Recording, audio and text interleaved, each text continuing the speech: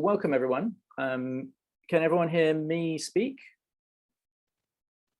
Excellent, great. My name is Alex Williams. I'm the head of animation at Escape Studios, and it is a very great honor to introduce James Baxter tonight, who has very kindly asked to agreed to join us to do some animation for us. And James, as I'm sure you all know, is the head of character animation at Netflix and has a very long and distinguished career in animation, with highlights being, well, actually, James and I started working together in the industry. We both worked together on Who Framed Roger Rabbit back in 1987, and our paths crossed on a number of films. James was actually my lead animator on The Road to El Dorado when he led up the team on Tulio, and so I was one of the animators who worked on that, which was a great experience. In fact, I just had a roofer over to my house today who saw the poster of El Dorado in the hall. He said, "Oh, that's my daughter's favorite film." I said, well, funnily enough, I'm speaking tonight with the lead animator who designed the character. So James worked on countless fantastic movies, and we're really lucky to have him here tonight. And he's going to do some animation for us. So thank you, James, for joining us. It's an honor to have you here. So I'm going to shut up now and hand it over to you.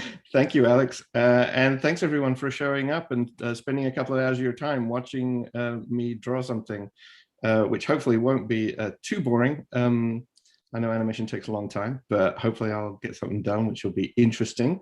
So yeah, as Alex said, I've known Alex since we were about, I guess, probably most of your age. Like I was about 20, I think, when we first met, like on Roger Rabbit. So yeah, it's been a while. So what I want to do tonight is I'm going to animate something for you all. And we'll have a bit of a Q&A sort of halfway through this thing where you can like ask me questions. I'll just answer questions while I'm drawing. But because I'll be drawing, I won't be able to like really see the chat or anything like that. So, but what I want you to do is put questions that you have while I'm animating into the chat. And then either Alex or Antonella will like read those out, and then I'll be able to answer them. So you could just start doing that whenever. But first of all, I'm going to share my screen, or at least share my TV Paint window. And so I drew this raccoon about half an hour ago, or about an hour ago. And I want you guys to think of something for them to do, which I will animate for you. Now, bear in mind, we have about 2 hours, so this is not a short film. This needs to be about like 3 seconds or around that time of just some kind of simple action, right? Just, you can have a prop involved if you want, whatever you want to do. But I want you to start putting suggestions in the chat for what you want him to do or what you want me to animate him doing. So it'd be good if it would be something physical or you know, just something where I can show you the approach to animation, right? Because that's really what this is about. It's less about like style or like showing you like, you know, any particular kind of like animation style or drawing style or anything like that.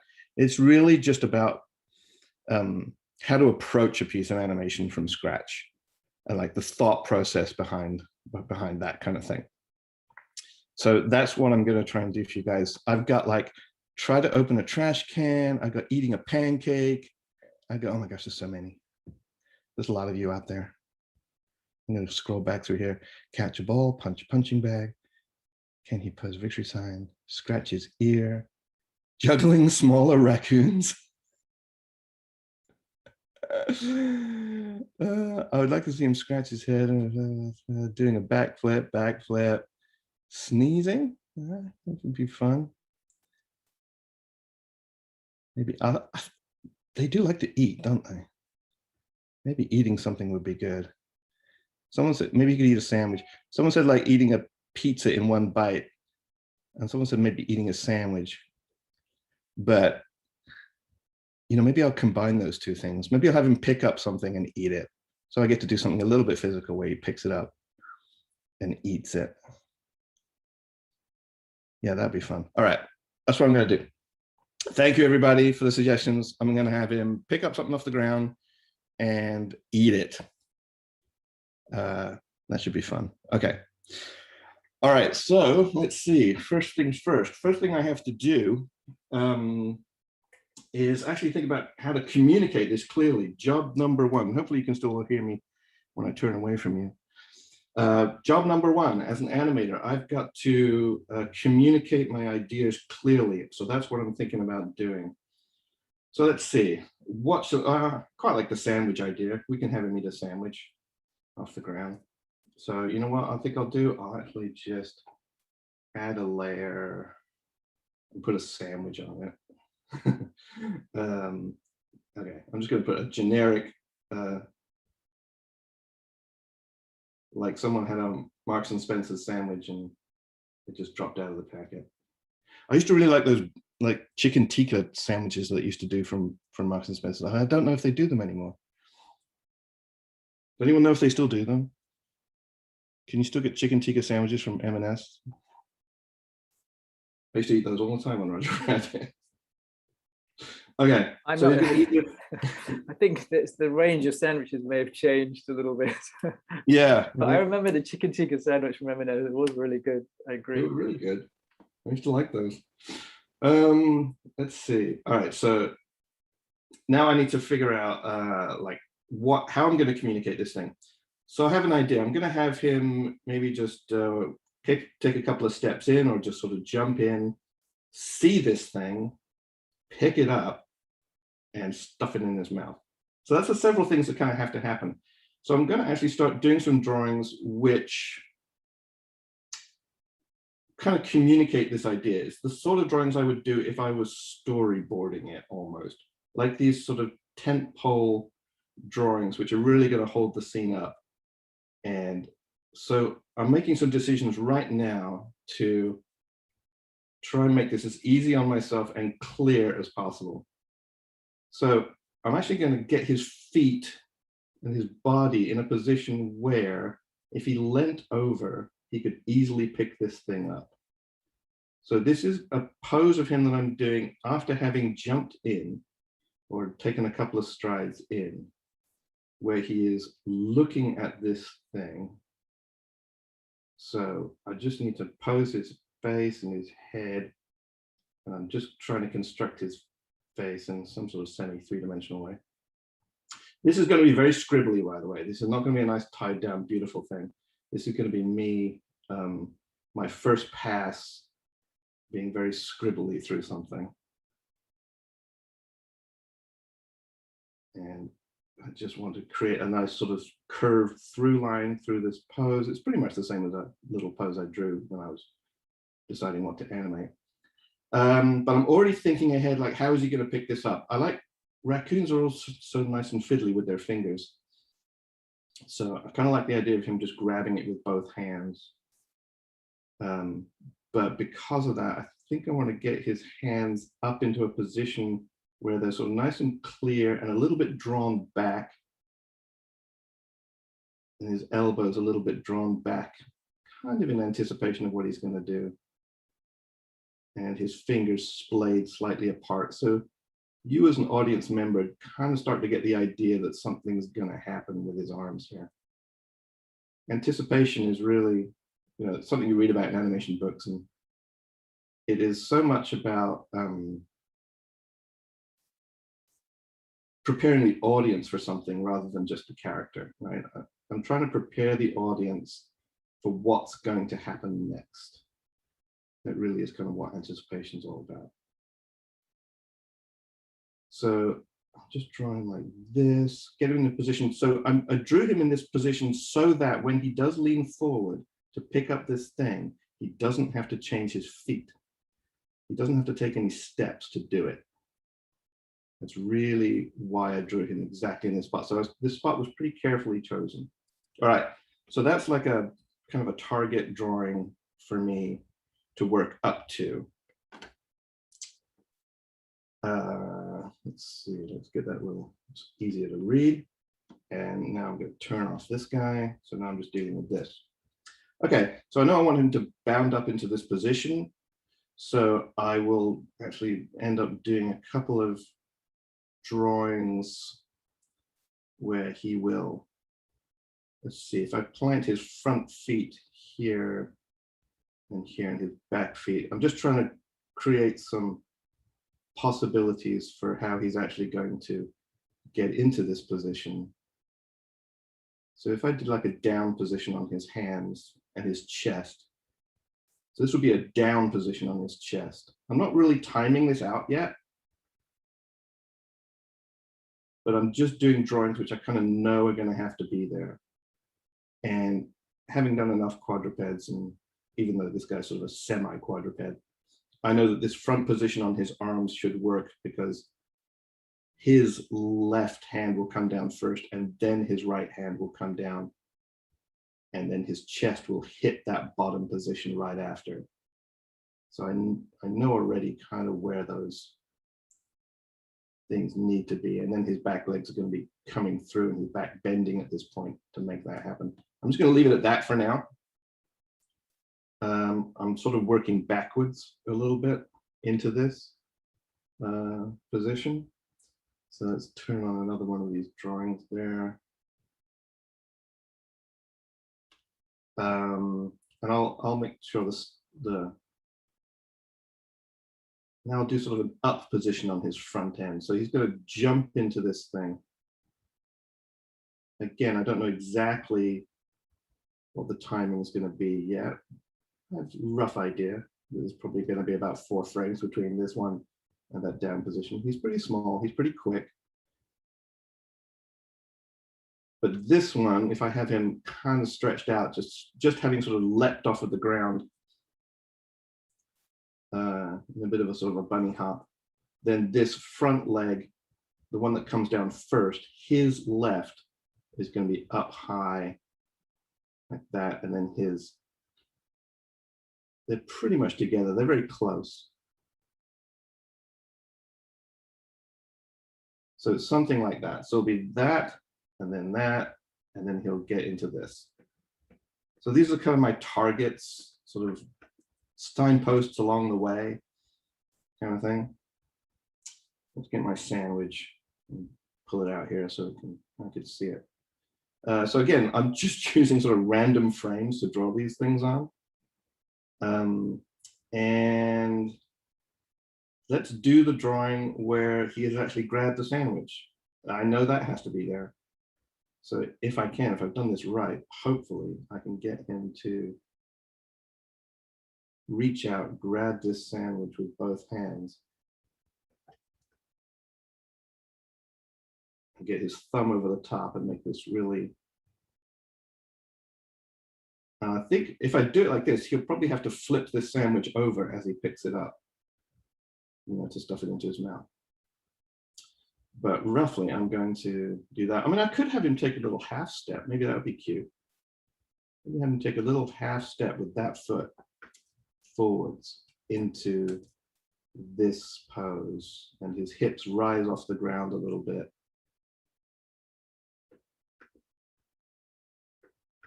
As he comes through into this pose, he gets his nose really nice and close. This thing here. So I really am just sort of kind of doing what I feel are drawings that are going to have to be there at some point. And I'm already thinking in my head a little bit about how to get between them. Now, earlier in my career, or actually even now, I would be like possibly thumbnailing this kind of stuff, where I would do some drawings like this on different sheets of paper or like different screens, which are not actually animating them. I've just dived into animating this, which is probably pretty like unnerving for some of you. Don't be unnerved. It's only because I've been doing this for 30 years. I'm foolish enough to jump in this quickly and do something like that. But I might have like earlier on like spent some time figuring out like, oh, what is actually the best way to do this? What are my options here? What's a way for me to present this clearly so as to be most entertaining? That kind of thing. So I would have spent some time doing some thumbnail drawings, but because we have 2 hours, I am just ripping through this and jumping straight into it. So okay, I know that drawing is going to have to be there. Now let's get him into a nice position where he's gonna. Let's actually. leave that one on as well. He's going to get back onto his feet there, and I want to get a really nice, big, open-mouthed, maybe bend his body the other way. With a big open mouth. This drawing is all about this moment before he stuffs the thing into his mouth, right? So he's gonna stuff the whole thing in all at once. So I have to make sure this sandwich is roughly the right size. I want enough clarity in this pose so that I'm going to get a little bit of screen separation between the sandwich and his mouth. This is important, just trying to get that clarity. This is all about being clear. I want the audience to really understand what's happening here.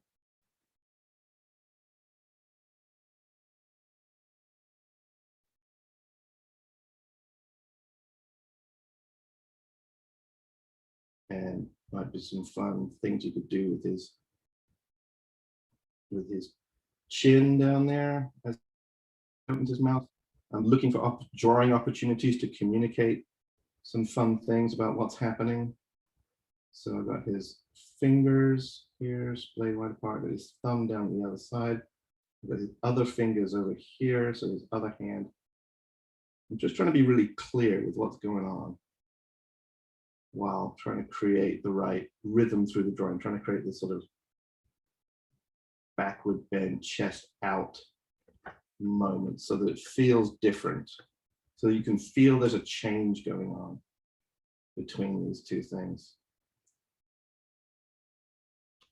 But I've got to make sure I've got his foot in the right place. So his foot was actually there, so I'm going to put that there. Okay.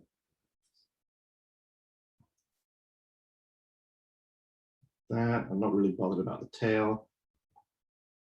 All these things would have to get a lot cleaner and nicer when I tie it down, but right now it's going to be scribbly. So that kind of a thing. And he sort of turned into a dog, but never mind. I would fix that in the tie down, right? If I could do it like a dog. Okay, so that's one moment. So now I've got this one, this one, this one, this one, this one.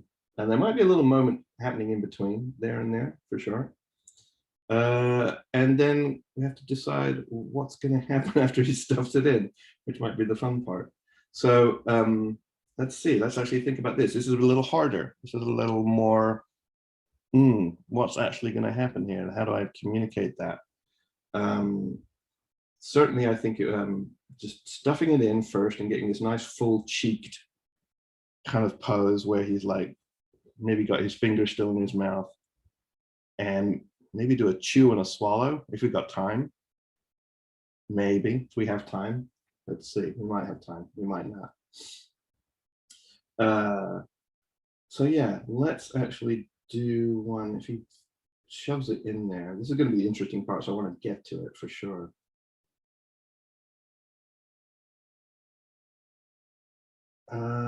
Let's see. If he goes head forward and arms into his mouth first and then backs up into this. This is taking a bit of thought. It's definitely taking a bit of thought now. Okay, so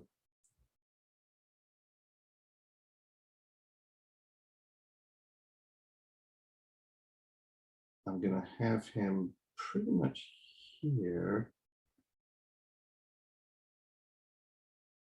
This is gonna be an interesting drawing to try and get right.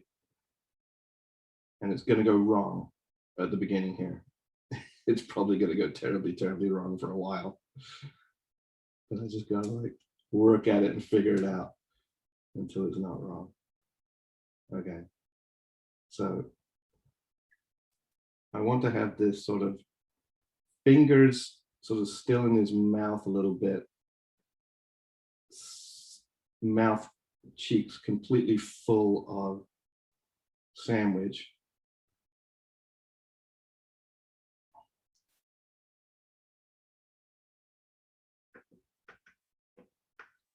But I'm already thinking that I'm going to have him kind of come forward and back. First, I'm going to bend his body the other way, I think. Yeah, you know what? I'm going to take this part of the drawing. Told you this was going to be tricky. I'll take this part of the drawing and move it over here. Get him more over his feet, get a better balance to this pose.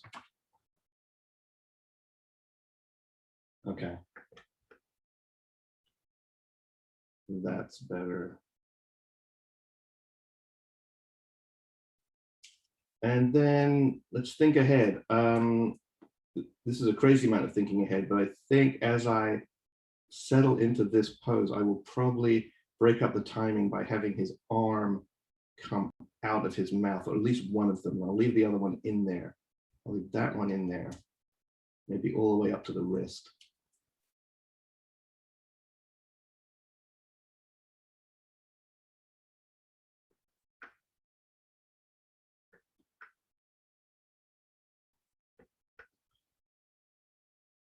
Something like that, maybe. It really is looking very weird right now. That's okay. So this hand will just come out of his mouth. So his hand will still be bent this way. I'm sort of trying to predict where things are going. I might change them when I get there, but I'm actually kind of trying to animate this in my head a little bit before I do it. Anyway, I'm making a lot of best guesses right now about where things might end up. And this drawing looks so weird, so I'm going to take that first drawing of him, or at least that one where I had him posed, and kind of just see if I can just compare it, make sure he's not getting completely out of whack.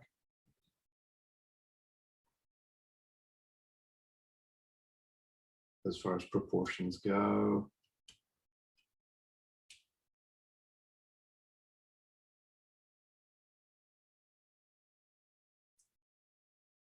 Cool. He will chew, he'll take both fingers out, I think. He'll chew, he'll probably swallow if we have time, and then look at the camera with a big, goofy smile on his face or something like that. All right, I'm going to leave it there for a minute and actually start filling in some stuff very quickly. So this will be very scribbly and I'll try and get it sort of onto twos. So now I'm going to think about some timing. I'm going to think about some timing in between here and here. So I thought maybe 4 frames. And this is all experience. This is nothing but experience about like how long things might take. And the other thing I'm actually going to do today is I am not going to press play until I'm done, which is also kind of crazy. But if you have a chance to, like if you're not in production, you have a chance to like try it once or twice, it's actually a really good thing to try and do, because it'll teach you about timing a lot quicker than just animating by trial and error. The closer you can get to being able to predict what something's going to look like when you press play, the more effective an animator you will eventually become. And if you can think about those poor sods who had to invent this craft and be able to predict what their animation was going to look like and not even see it until the next day. I'm talking about like back in the day at Disney and so on, where you would have to send out a test, a camera, and you get it back on film the next day. You've got to be able to kind of like, predict what it's going to look like. So I'm not going to press play. I'm going to try doing it without pressing play, and then we'll press play at the end and we'll see, see if it works.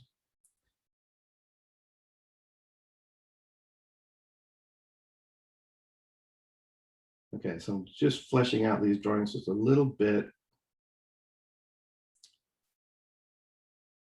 enough that I can just get something really scribbly down there. And then I'm going to get this thing at least onto 2s. I think better on 2s than I do anything else. I'm having him sort of lead with his nose here. It's going to be coming down like this.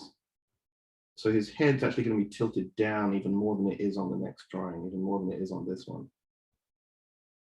But you know what? I'm going to cheat a little bit and pull these heads together, at least so I can get a little bit more consistent, and it won't take me so long to draw it. So once I roughed out where his head was,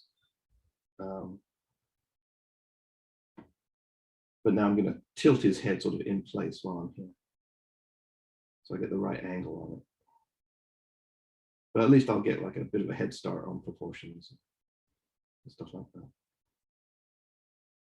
And it's the sort of thing I would do when I'm tying it down, like much more accurately, and get this thing really accurate as far as proportions and stuff goes.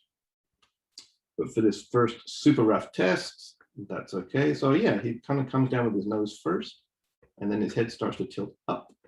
So it's the opposite of actually doing, you know, something floppy here. He's actually not floppy at all. He's got quite a lot of intention and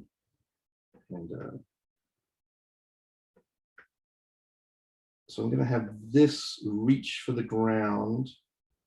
This arm sort of reach for the ground probably with his, and then this other one just sort of unfolding just behind his head, and his body doing this, and his legs up in the air, getting ready to come through, stretch out his body a bit. So I'm really letting the motion kind of dictate where these elements of his body are going to end up being. I'm concentrating as much on the motion as I am as anything else. And once I kind of figure out the motion and like where, or like what's going to happen, it kind of dictates where things need to be. I'm not trying to do like a, I'm looking for opportunities along the way to do a nice drawing. But the primary dictate is like, where does that foot have to be to do this action? And then on top of that, I'm thinking, okay, now how do I make that look nice?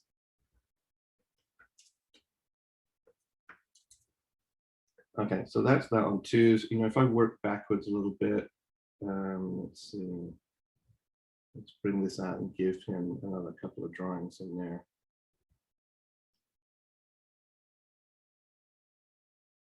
So if I clear away that one. So if I think about 4 frames further back than that, I need to have his head down here somewhere, but looking up, again, leading with his nose.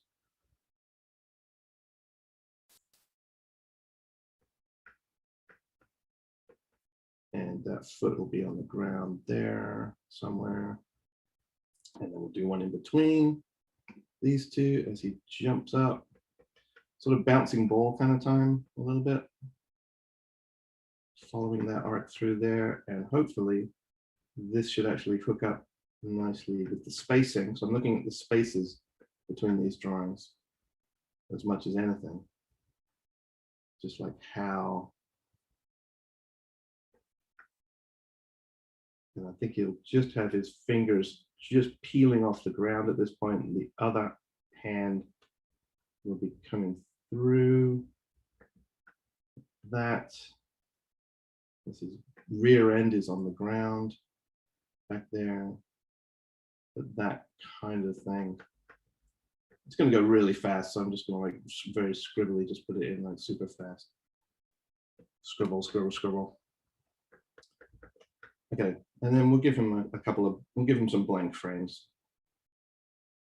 to deal with as well before he comes in. So that's that one. And I'll just give him a blank frame. There. Okay, so now he comes in, boom, boom, boom, boom, boom. And now I've got to get him into this pose. You know what? Let's do a little bit of acting in here as well. Let's get some expression going. I want to kind of get this sort of sense that he's like excited about this, or like, oh yeah, all right. So let's actually do something a little more interesting. So I'm going to have him start to have his brows come down in here with a bit of a questioning, what's going on in the business. And then as I'm going up into this, I'm going to leave those brows where they are right now, but I want to have this moment where you see his expression change into one where he gets more happy, right? So I'm giving him a little bit of a smile on his face here. And he's going to get excited about picking this thing up. So I'm going to need a good chunk of time to do this. So he comes bounding in, one and up into this pose. So probably about 12 frames up into this pose. And then another 8 frames or so, getting his expression to start to change in there. So I'm going to pull this out. Let's try it at about 20. Thinking takes a while. Thinking and realizing what you've seen and reacting to it, all that kind of stuff takes a bit of time. All right, so I'm going to kind of animate him straight ahead a little bit into this pose here. Or maybe not. Maybe I'll actually have him, maybe I'll do that thing 8 frames before. I'll give myself an 8 frame expression change thing happening here. So right, I'm going to do this drawing where he is almost up into this pose. He's almost there. So it's going to be really close. And there'll just be 8 frames in between this one and this one. But it'll be an expression change happening in between these two. And I want him to be close because I want the audience to be able to see this expression change happening. I don't want to have this happen while he is moving a lot. I want this expression change to happen while he's pretty in the same kind of screen space. He's pretty much in a very similar position, right? But I am going to have his arms, his feet are already on the ground, that's already set. He's got a bit of a squash going on.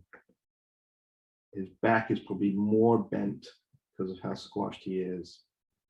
So I'm just sort of flipping it with this last one and imagining his hands having come off the ground. This is an interesting bit of like, how do I break up this timing so this feels organic? I am thinking not only about going to this pose, I'm actually thinking of animating through it. So I'm thinking about how these things are going to move as he's coming up into this and through this into that. It's kind of complicated to think about all these things at once, but that's what I'm thinking about. So I'm thinking about having his hands a bit further forward, so you get to see his hands start to retract as he gets the idea that this is a cool thing and he wants to pick it up. His hands will start to retract and come back a little bit. So between here and here. Okay.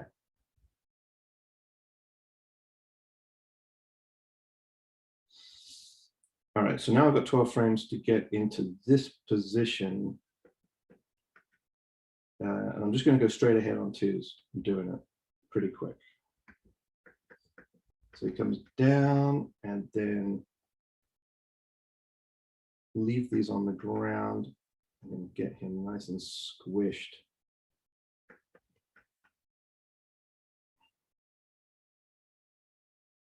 And the next one can sort of pop up. I might change where these things are in terms of time. We'll see. It might change. But this hand will probably start coming off the ground. This one has only just planted on the ground, so it's going to be definitely still where it is. But his hips have come from here, to there, and they're going to be, so I'm following that spacing a little bit of them. I'm seeing where they were. You know, they were here. So I would expect them to be about here, right? And his foot, probably, maybe his heel strike, as this hand takes off. And his elbow about there, maybe. It's been interesting as things get all squashed up together. So I want to feel the difference between this sort of stretch here and then this real sort of bunched up squash in there.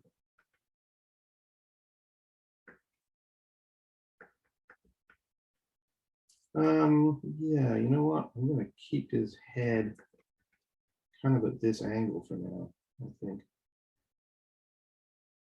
Yeah, let's do that. I'll keep this head at a similar angle, or maybe even just his nose even slightly higher.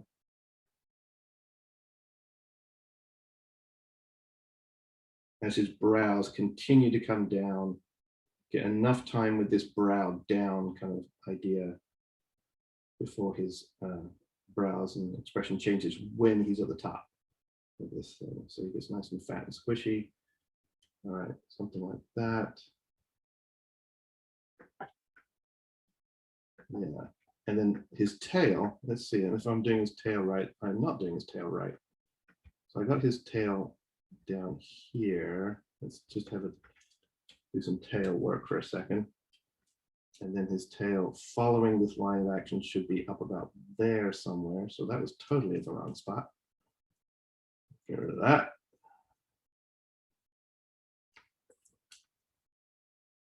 And then I would expect it to be now up in here. See how it's kind of like overtaking itself from there to there. I expect it to be here.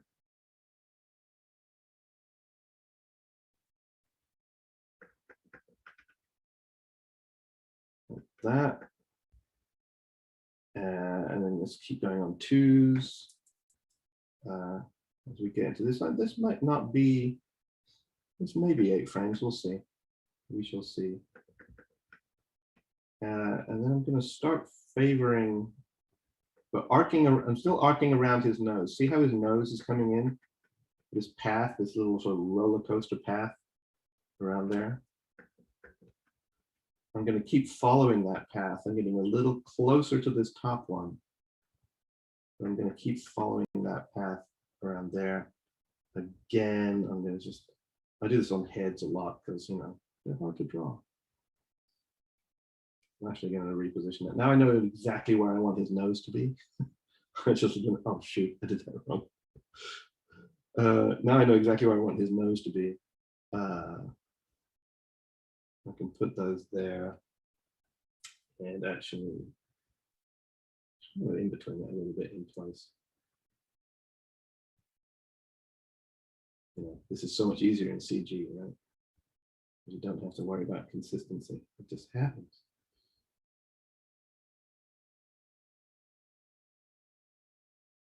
Okay, so roughly there, get the brows down.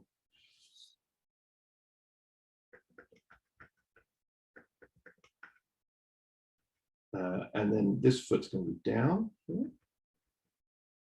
And probably that one too, actually. They'll probably both be down.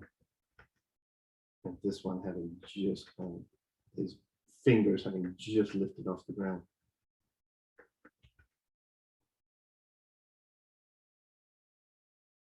But I'm following where his hands were going to.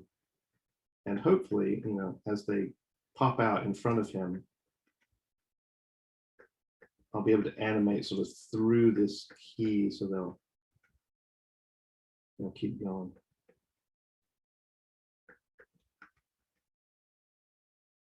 Okay. So butt down on the ground. Nice and squished.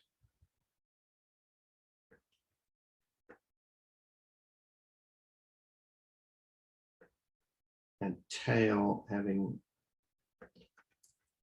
yeah, let's get his rear end down on the ground. That tail probably about here.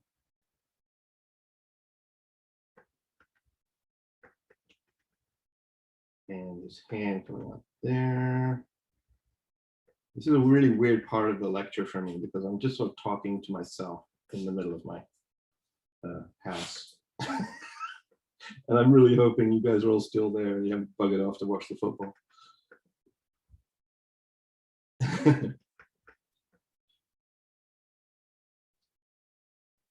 Okay.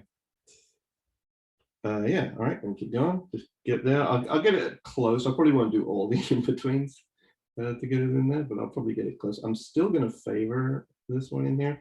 This is where I would start actually from this point on thinking about charting it, probably. A lot of these things are pretty, unique as far as drawings, and it would be hard to chart every single part of it and go like, oh, explain to someone following you up what you want them to do.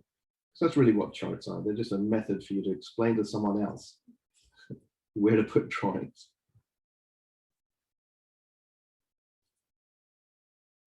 But if I was going to chart it, I would probably do it on this drawing here. If this was a key drawing, I'd probably make this one into the one that had a chart on it. Because I think beyond this point, he's pretty much just slowing into that.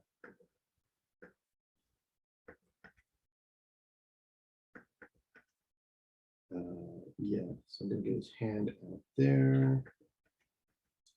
It's probably still traveling that way before it comes back. So things, they're not all changing direction at the same time. Trying to get a bit more organic than that.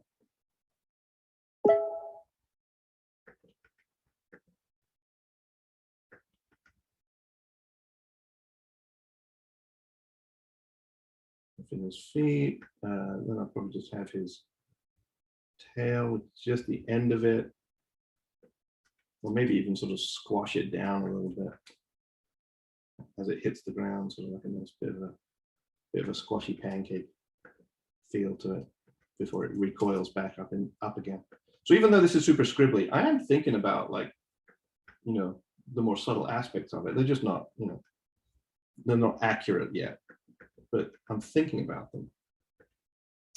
All right, so this would just be a slowing. I would actually literally just chart this into that one. Like I would actually do 21, 23, 25, 27, halfway, a third. So each one of these spaces gets progressively smaller than the last one. So I would do that. So yeah, this would just be sort of a halfway thing. Give yourself enough time to really sort of see, this eyebrow expression thing. And then his hands, yeah, I think I would probably, let's see. Yeah, I could have them slow in at the same time. Yeah, it's probably best if I do. I have them slowing at the same time. It's probably okay for everything to be slowing in on this. It'll be quick enough. It won't feel too mechanical, hopefully. Anyway, I'm not going to do this whole drawing. I'm just going to leave it here and move on. And once we start doing questions and stuff, maybe I'll come back to it. All right, so that one. And then between here and here, I will do this expression change. So having done a slow into this one, I feel like between here and here, I could actually do him pretty much straight timing, just like 27, 29, 31, 33, 35, just like even between here and here. Except for his arms, which I think I would want to accelerate. So his arms, I would probably have accelerating, like that. Between there and there, because I want to lead into this next part where he's going to grab this sandwich, right? So if I think about that, and maybe I'll do some of those drawings later.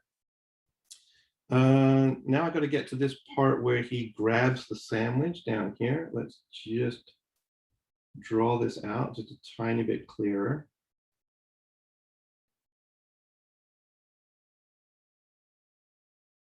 And I might even open his mouth and be a little smiley about it.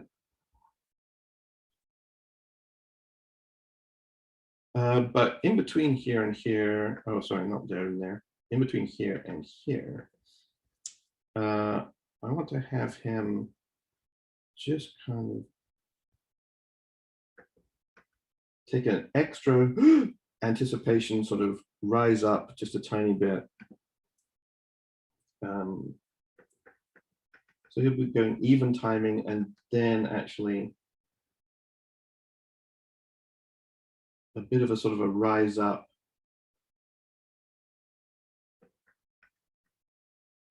Hands out. Now you see why I accelerated these hands, because now they're going to come up here. They're going to come up all the way up and get this foot off the ground.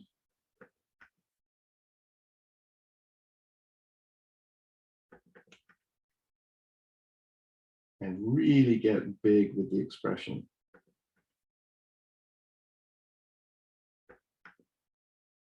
Really get nice and big with the eyes. And maybe this.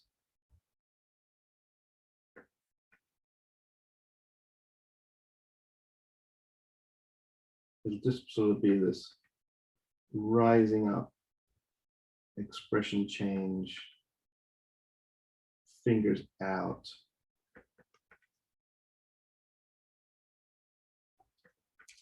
Actually, let's get his elbows nice and high. And see his fingers kind of spread as he gets ready to grab this thing.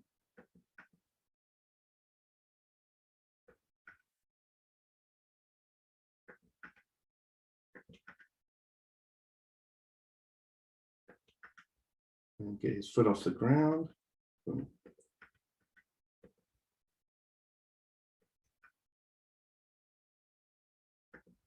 So that kind of idea.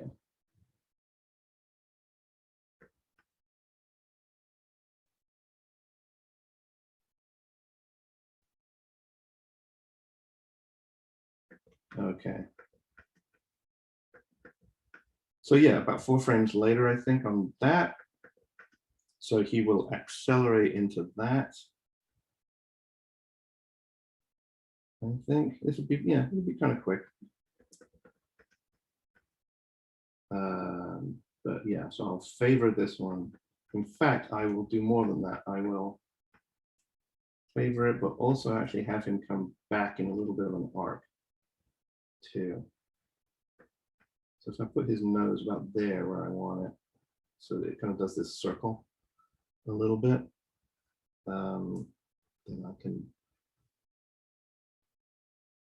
do that. Okay, so I'm still favoring the one at the bottom, so the green one. So I'm kind of in betweening this in place, but still a bit of a favor on the green one.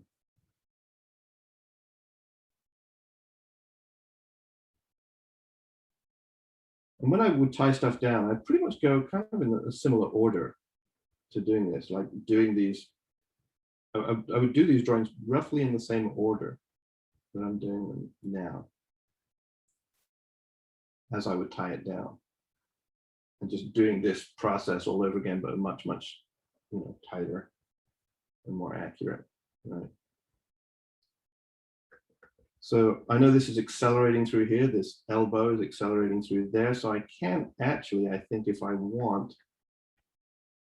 space this more evenly than the rest of him, I think. This is almost like his hands are kind of going first, His hands are eager. So I actually think maybe this hand might, this is an awkward one, but his fingers might actually be sort of behind his muzzle right there.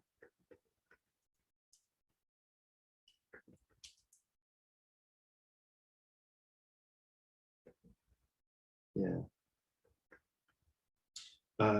But then foot probably still on the ground or just starting to pick up.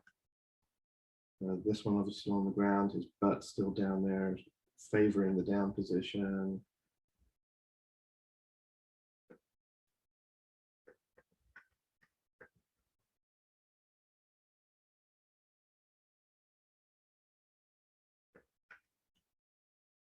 Okay. And then I'm probably going to need much more than 4 frames to get from here to here. I'm probably going to need a good 8 at least. Maybe more. Maybe 10. Let's try 10. But again, these are kind of like targets that I'm setting for myself to get to, and then I'm going to like pretty much animate up to them.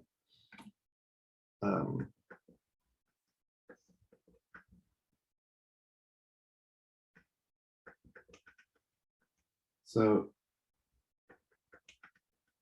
he's gone up in here. Now I know I'm going to do this space where he gets a couple of drawings up at the top here, and then he's going to go pretty quick down into there. So I'm going to space this pretty precisely, I think. If I have his nose about here, and then the next one I'm thinking is going to be all the way down here. It's going to be pretty quick down into there. But if I get that heel strike happening there,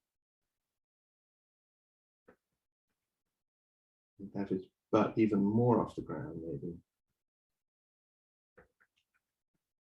as this starts to tip over.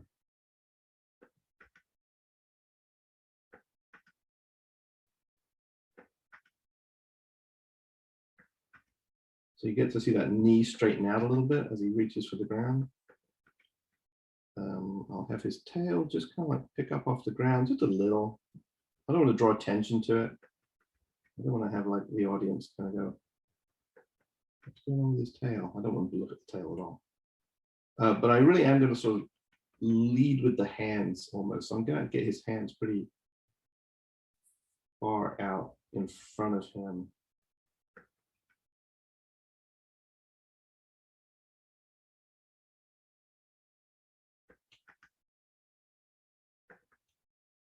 But yeah, let's actually see where this head's going to end up.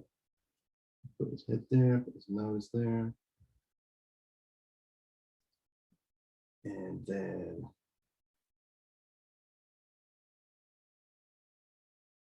get his brows still really nice and high.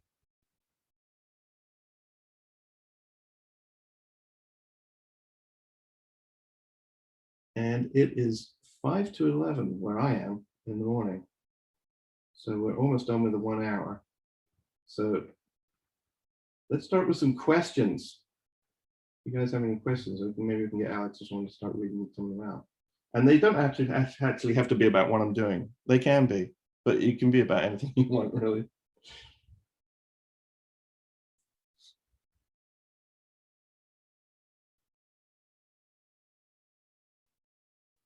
Let's see.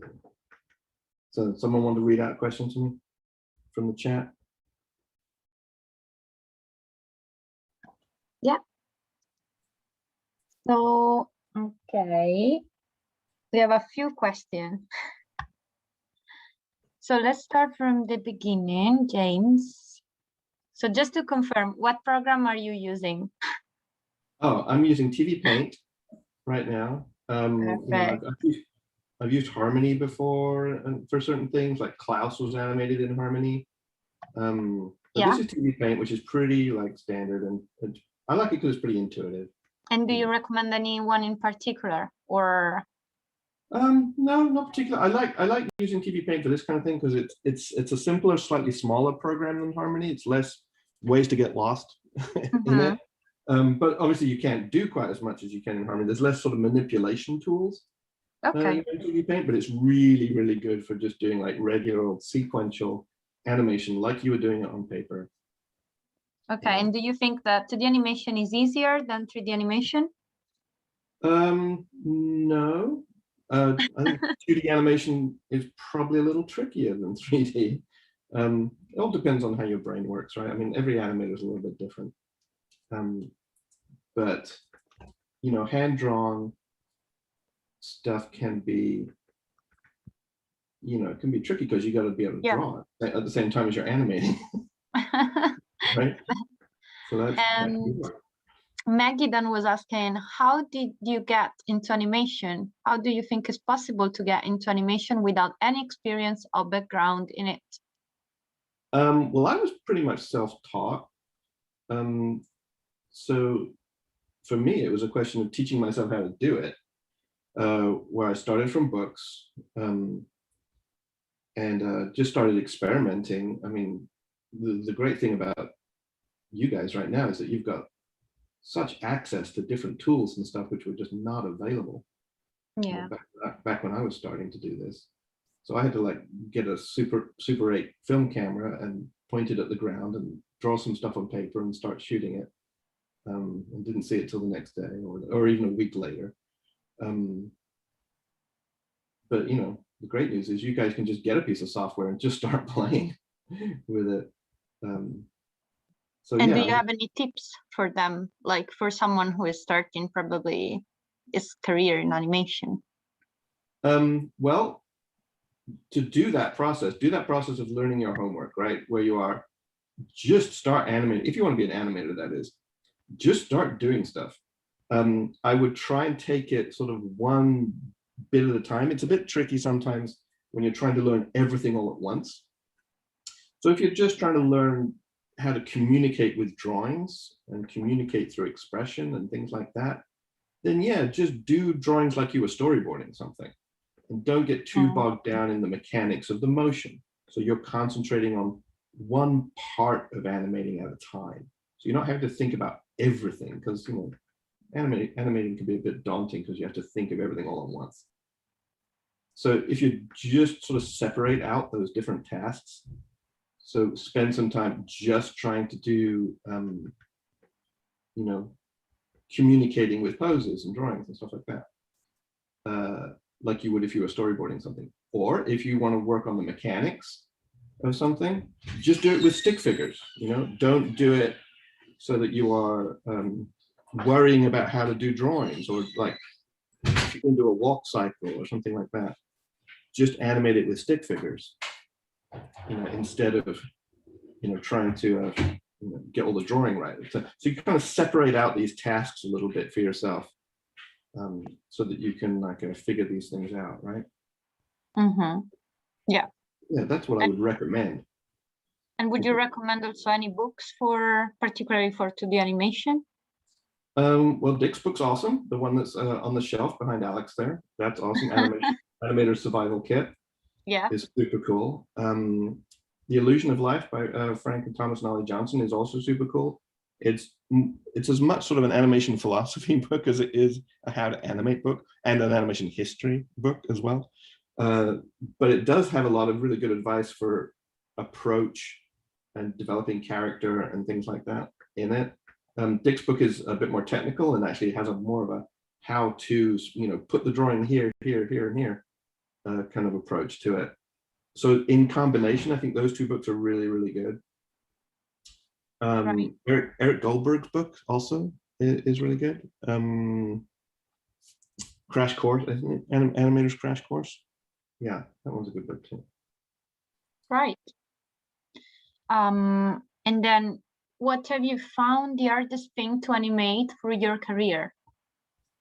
Probably a bunch of things. I mean, there's things which are technically hard to animate, like, I don't know, like the ballroom scene in Beauty and the Beast or something that was technically hard to animate. But there's also things which are sort of emotionally hard to animate, doing something that really feels truthful and honest, which is like a real moment of, you know, sadness or grief or, you know, something like that. Those moments can be hard to get to feel honest. and get to feel truthful. And so you're not overdoing it. So you're not over animating something, and you're trying to be truthful about it. And that takes being able to access the actory side of yourself as an animator. Animators have to be able to do all sorts of things, from the very sort of facile and cartoony and just sort of jumping around, like pointing at stuff kind of animation, where you're acting a little bit more like a circus clown or something, all the way up to like serious, honest performance, where you are actually trying to convince people of real emotion and real moments and stuff like that. And they take kind of a different set of skills. You have to be able to, for that latter one, you have to be able to understand what a real actor does to come up with like honest performances. And you have to be able to do that part of the process, that part of the acting process, at least in your head, even if you're not doing it with your own body. You've got to be able to do that part of it at least in your head, so that you can then translate it into an animated character. Okay, I have here one anonymous attendee who actually wanted a piece of advice. So he said, I'm currently writing a story which I plan to make into animation, and I have no idea where to begin. To make things even more difficult, I'm way out of practice with my drawing skills, and I'm not sure whether it will be best to complete the whole story first before I draw the character. I would love to get your advice. What would you recommend, James? I usually find if I get stuck creatively, I do need to kind of change my input or change my attack. So I would actually recommend, if you feel stuck at any point, starting a different part of the process, like trying to draw some characters, and just be gentle with yourself. If they come out crap the first time, that's fine.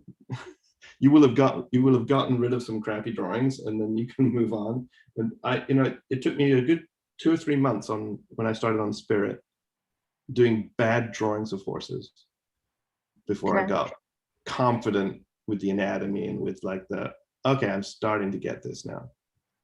But just forgive yourself that in that part of it. It's gonna be all right. Okay. Great. Then having worked together, so I wonder who this might be. Is that you, Alex? Anyway, what's one thing you have learned from each other? I'm not sure. You mean what's one thing I have? Wait, who asked that question? I don't know. It's anonymous attendee, so I'm wondering if it's Alex. I'm not sure. So maybe we can skip this for now. I don't know. I will say that I learn stuff from other animators all the time.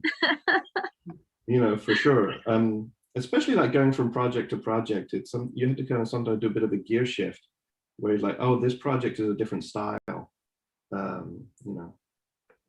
Right. So that gear shift. How was it like working within the production of Who Framed Roger Rabbit? And so what's your thoughts about CGI nowadays for upcoming movies like Space Jam 2, for example? That's a big question. Yeah.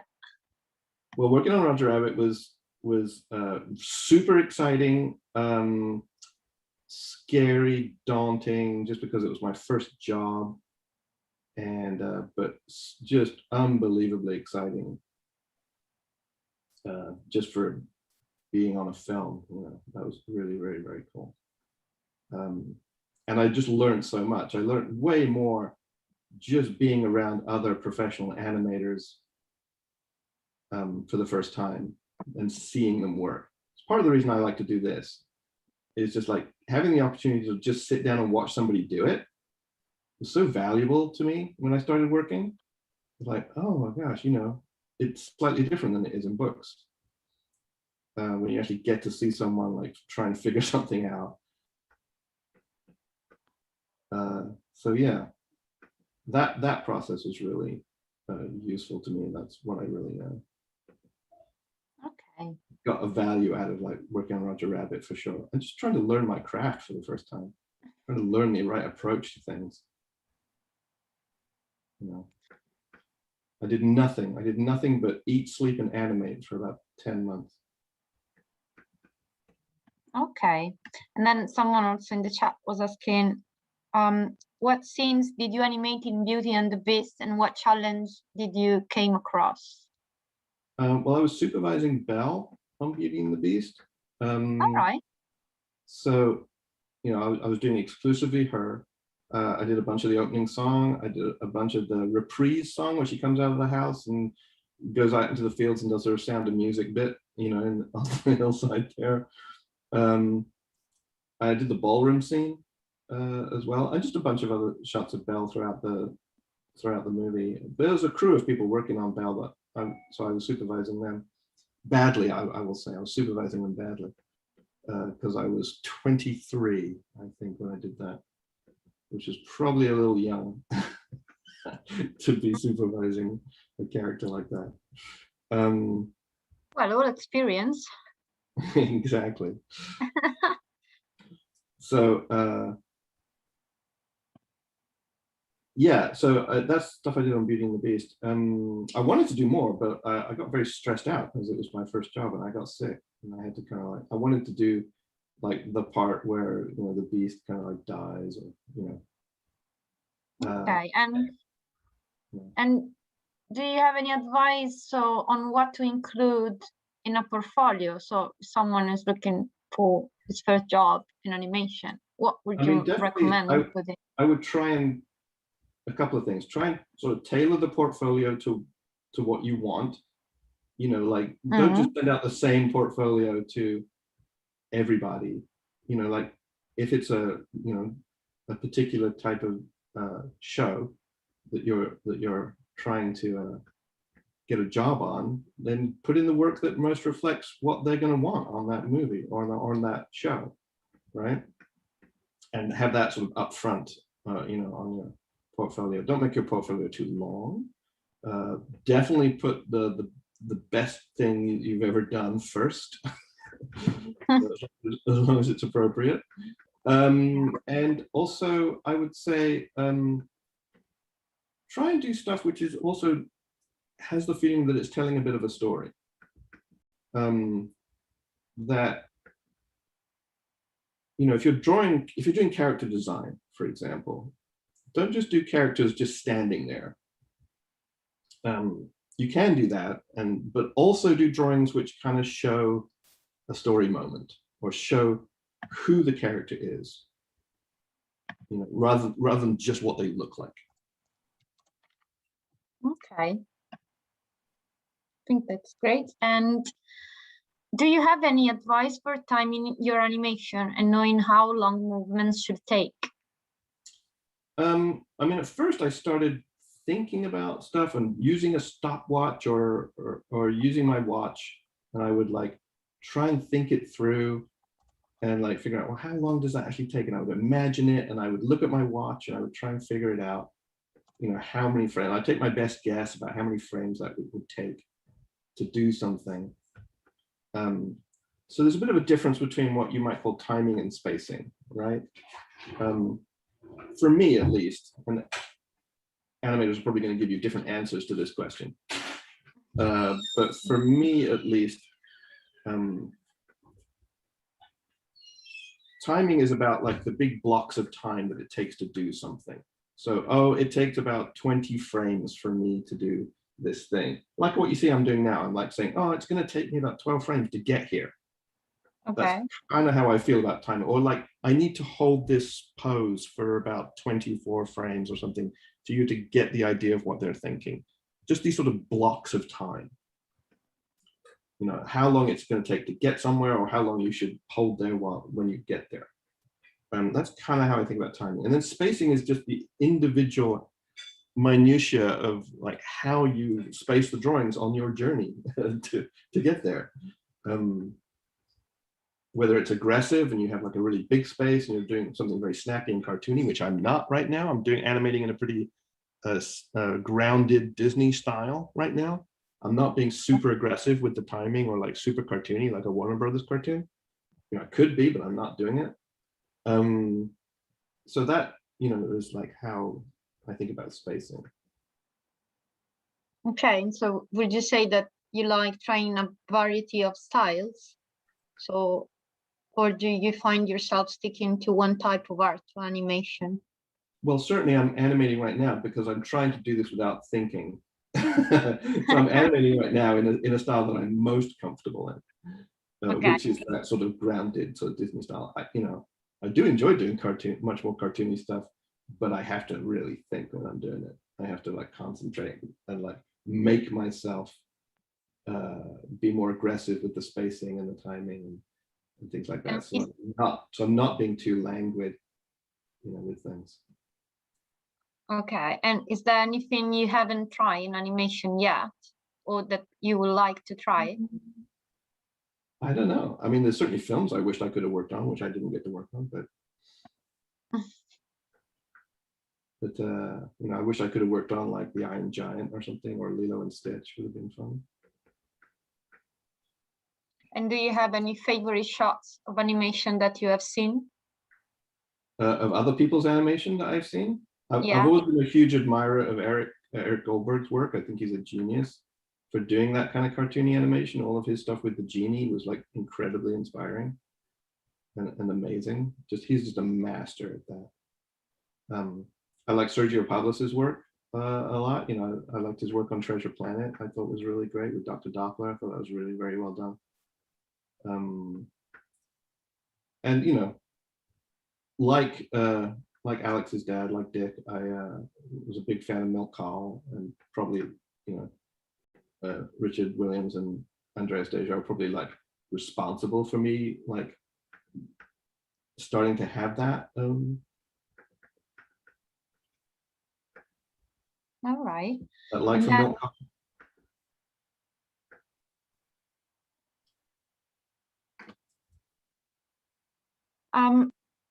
I have Jake here that says, I'm a huge fan of your work, and my favorite scene of yours is the Beauty and the Beast ballroom scene.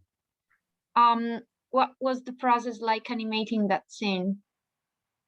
Well, they did the computer animated camera move first, right? So they had the computerized ballroom model, and they planned out the camera move for it.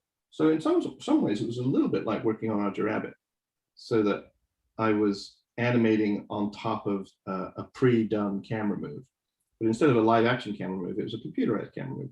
So what I got on my desk was a whole stack full of paper printouts. So they printed out a wireframe model of the ballroom and onto paper. So there'd be like 400 sheets of paper or something for this big camera move where it's sweeping down from the chandelier.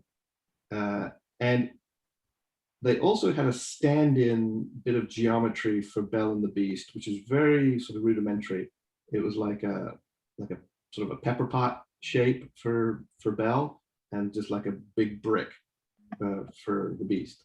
And they were just gradually floating across the floor, not in any particular choreography. But it was good for me to see for basic size, like how big the characters were going to be at any particular point. But they weren't really exactly where I was going to put them. But at least I had a little bit of help trying to place those characters into that shot.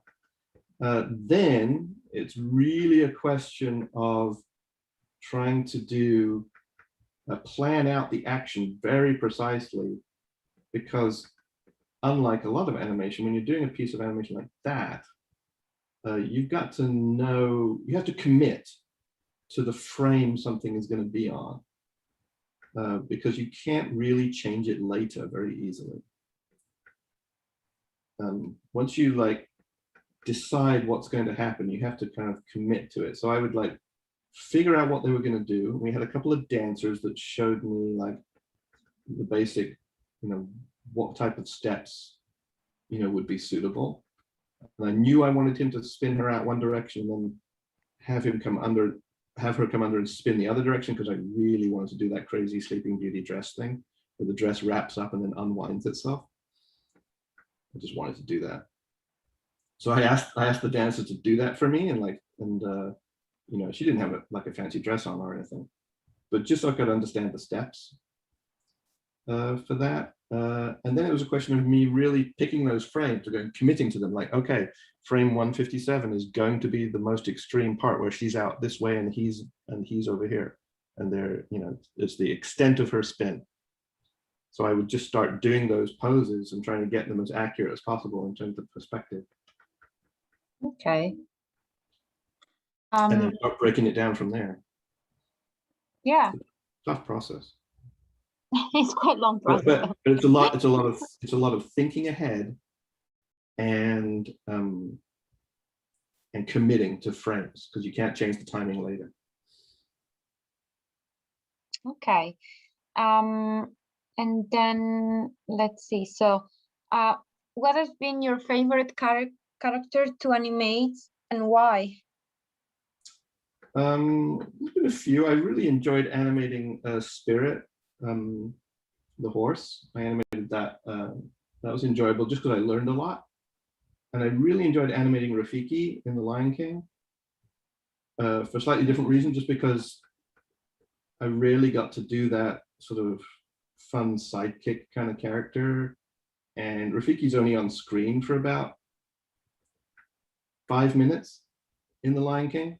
So I got to do almost all of it, which is also really fun.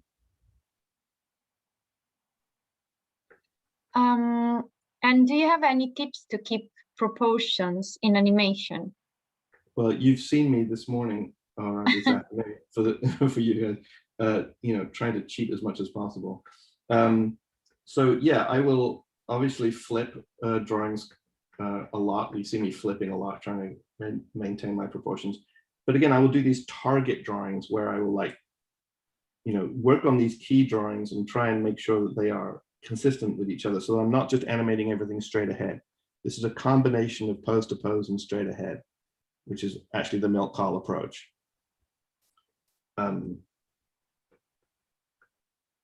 So I would do, how do I say this? Yeah, so I would try and do these key drawings and make sure they were consistent enough. And then when I'm breaking them down, yeah, I would just use little tricks like shifting and in between and stuff, you know, in place. So I get these drawings closer together than they really are in order to maintain that kind of consistency. Okay. And do you have any advice for approaching long shots? So for example, over 20 seconds, and would you work through the whole thing in one go or focus on a bit at time? Yeah, if it's really long, I tend to break them up into sort of bits, but I'm always trying to be conscious of the shot as a whole, you know, so that I'm not doing anything that's going to, but I do try to tend to break them up into, you know, into manageable chunks, you know, of like 5 seconds or something, you know, but I will plan the whole thing out first, you know, plan it all out first, but actually working on it and tying it, or like working through it, I tend to kind of go in chunks. Like you see on this one, like I've kind of really kind of ignored the end of this shot. I have a rough idea of what I would like to do if I'm going to do it, but you know. And do you have any exercise or techniques that you use to practice? No, I don't think I have any exercises that I use to practice other than just animating. You know, that's kind of what I do. Is just keep animating until I get better at it. But like I said, it's good to kind of like try and sometimes isolate the skill that you're trying to practice more of, so that I'm not, you know, if I'm just trying to practice mechanics, then, you know, doing it more with like rudimentary stick figure type characters. Okay. And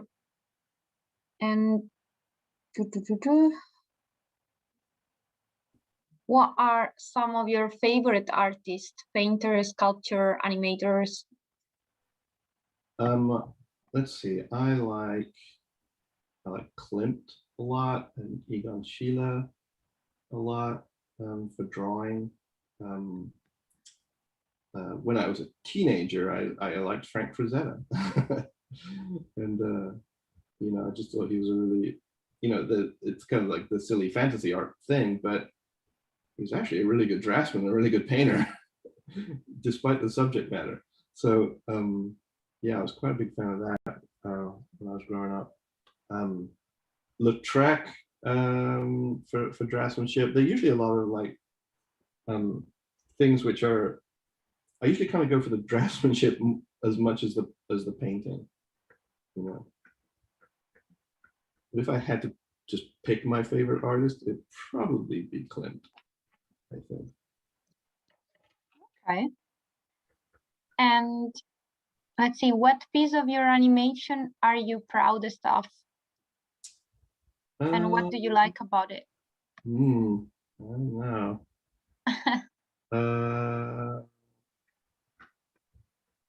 That's a tough one. Yeah.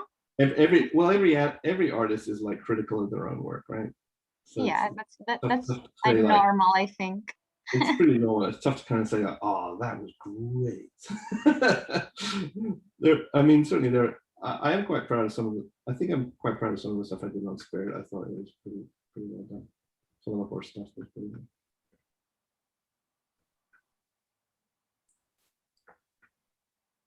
You guys probably weren't even born when that was made.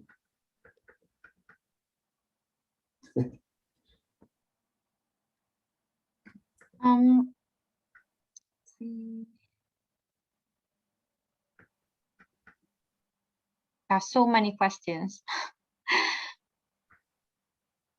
I'm losing track. So, let's see.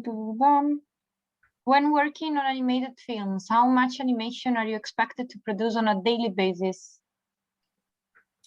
That depends a lot on what you're working on for the studio and the budget of the production.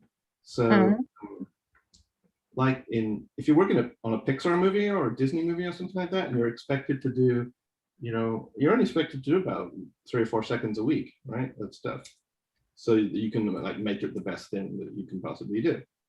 But if you're working on a TV show with a much lower budget and they want to, you know, really, you know, get a lot of stuff done, you might have to do, you know, 10 seconds a week, or even like something horrific like 20 seconds a week, which is like you can't really do good quality at all at that rate. So you kind of have to find ways to work in a more direct, simplified, limited way to animate at that kind of speed. So you're not putting some nearly as much nuance or anything like that, you know, into the animation. But yeah, it depends a lot on like what you're working on, what the demands are of the production. Okay, and then do you think there is still space in the industry for 2D animation, because almost everything we see now is 3D? Yeah, a lot of things are CG. I mean, like you said, like most things are CG. I'm not too bothered by it, you know, because I do like CG.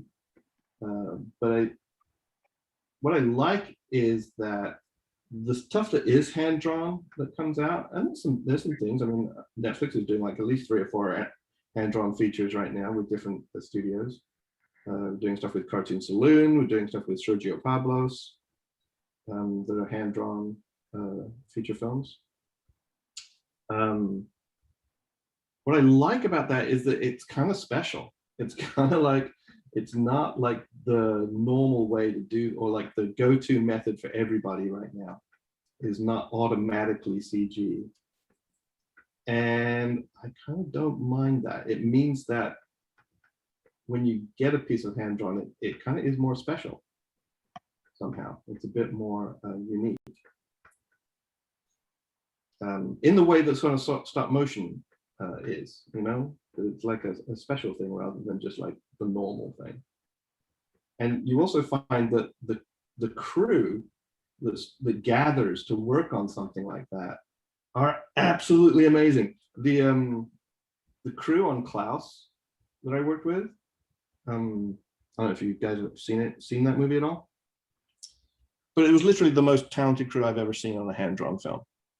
Just the strength and depth of how good everybody was. And it was interesting because there was like me and Charlie Bonifacio and a couple of other old timers and a couple of people in their 40s, and then everyone else was like 23, 25, you know, there was this big gap. And the rest were all like, you know, kids out of school who really, really wanted to do hand-drawn. And because they really, really wanted to do it, they were going to find a way to do it. And it meant that the people that ended up on that movie were very, very committed and just really very good at it, because it's not the normal thing to do. So that was very cool. That was very, very cool. Great. And so Joao is asking, do you have any plans of directing future films? No concrete plans. I like animating a lot. For sure. I mean, maybe one day, but I like animating more than anything. So I'm going to open his mouth even wider now that I'm here. I did this thing on the way up, but you might have noticed that I saved the big opening of the mouth until the very end, so that he kind of got up there and then his mouth gets really big. So you could actually see it happening. It's another one of those things where I want the audience to really see the change happen. Right. Do you have any tips on camera angles, movements in animation? Just to be clear, as much as you can, to not get sort of carried away with camera so much that it distracts from the performance or the acting. I think is, you know, you're telling a story with the camera as much as you're telling a story with the characters, right? So that's definitely the first consideration. There's, are you telling the story correctly with the camera? And the choice of shot and the angle that you're picking. If you're asked to animate something, if you're asked to draw something from a particular angle, which is tricky, then that's kind of a different matter. That means you have to really understand the character from all angles and in all dimensions. And often on a film, I will take a bit of time to practice understanding the character, you know, so I'll just spend some time drawing the character from different angles and trying to construct them properly from different angles, so that I understand their three-dimensional form. Okay, let's try and do this tricky bit where he is stuffing this into his mouth. And I think I'm just going to feel my way through it. I'm going to go for the Glen Keane approach and just feel my way through this one.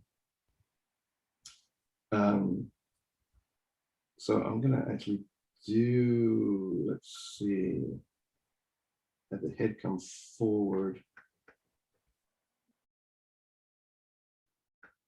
And having closed on the sandwich with both of his hands like into his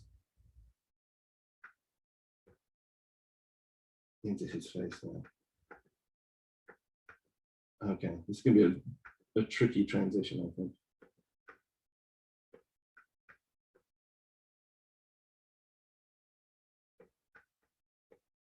But I'm keeping his back straightened this way, and then he's going to collapse into that way. We'll see how that looks.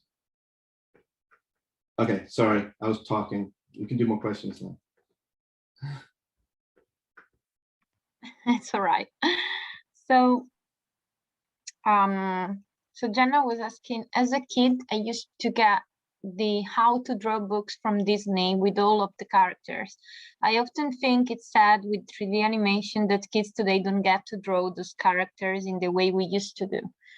Do you have any views on this? Do you think kids today are missing out on falling in love with 2D animation with less and less of it?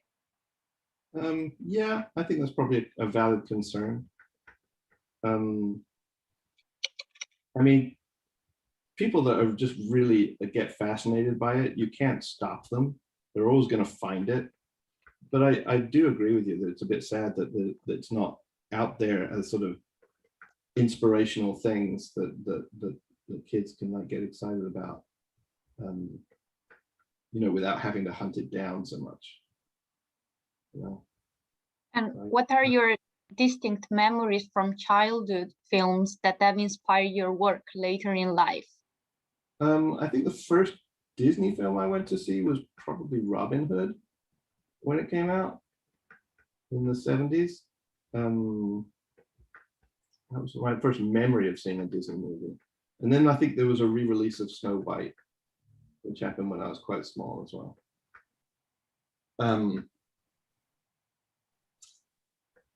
So yeah, I have pretty clear memories of those. I came home and I started drawing Robin Hood characters, I think my mom told me. No, That's nice.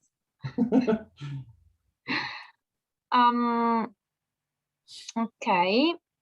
And do you think there are differences in the animation techniques of Studio Ghibli and Disney? And if so, what?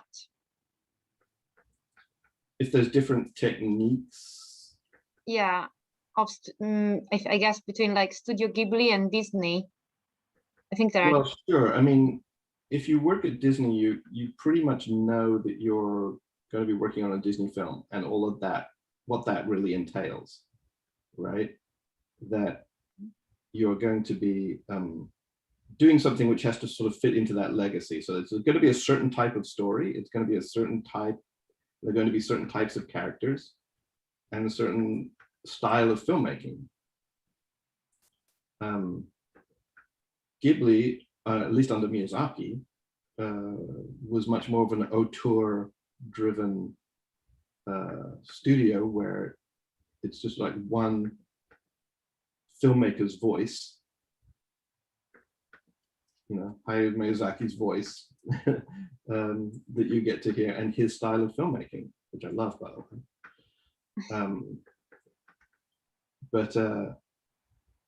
And it's a little bit similar with somewhere like Cartoon Saloon or something. There's a bit more independence there, so that they are not having to sort of deal with this sort of 100-year legacy that somewhere like Disney does, or even the Pixar started to develop for themselves.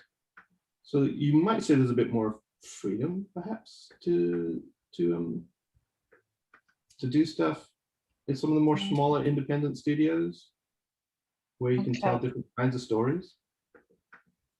Yeah, I kind of forgot the question. And how were you approached to do the Cartoon Network show scenes like Adventure Time and Steven Universe? So I got to know some of those students like Penn Ward and Alex Hirsch, and when they were at Cal Arts, right? So because I would do lectures for them, you know, when I was at Cal Arts. Well, I wasn't at Cal Arts, when they were at Cal Arts. And so later, when they started having shows that they developed on Cartoon Network and things, and I would tell them, hey, I really like your show, it's awesome. You know, I would say, hey, if you ever want me to do anything on your show, I really love your show, let me know. So they go, okay. So that's basically how that thing happened. The James Baxter the Horse thing actually happened out of one of these lectures where I asked someone what to animate, and I think it was actually Penn Ward himself said, hey, do a horse bouncing on a ball. And I refused because it was too complicated. But yeah, that's where James Baxter the Horse comes from. Okay, and do you have any advice on how to make clear expression poses and there are any techniques you recommend in order to improve this? Let's see. I mean, I think getting used to the idea that you are communicating attitude through body language primarily, and it's the body language and how the body and the head are being held by the character which communicates the most about their attitude. And that's sort of supplemented by things like their facial expression and stuff like that. So yeah, I always think about how good like something like the Muppets are with with their communication, even though they're mostly just body language, because their facial expressions don't really change that much. Okay. So yeah, I would definitely suggest that. I need to think about this for a second. I'm trying to think about how to do this chewy thing that he's trying to do. I don't know if I'm doing this very well. We'll see.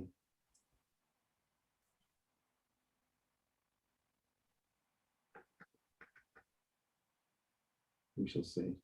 Okay, yeah, sorry, keep going. That's right. No worries. I'm kind of just doing like his head kind of going in a bit of a circle here.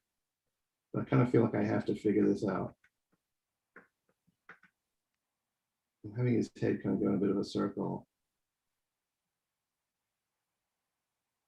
while he's chewing this thing. This very big sandwich, so I'm going to chomp and then chew. I think I'm just going to get his hands just down here by his. It would just be funny if it, all he has to do is just chew this thing, and he's not that great at it. Well, there's nothing he can do with his arms at this point. He's just got to chew it.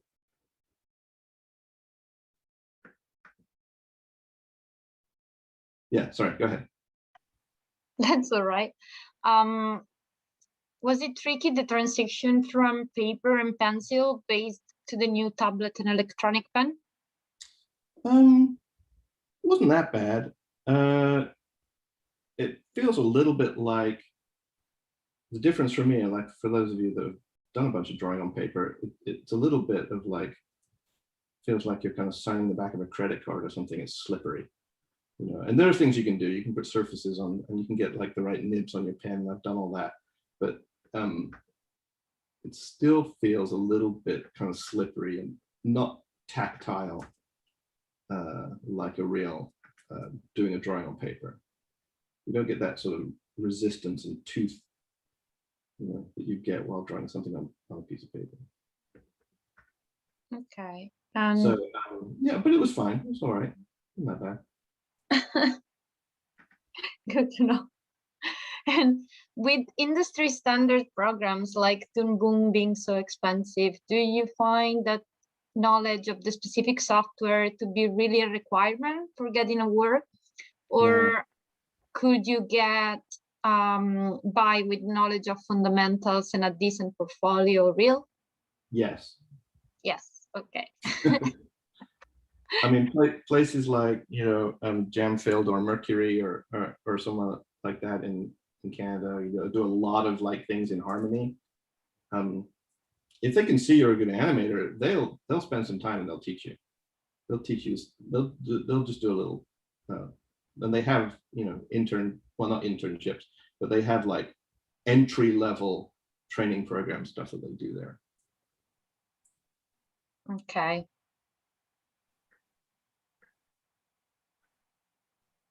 And so do you think that it's easy to get a job in animation for a beginner?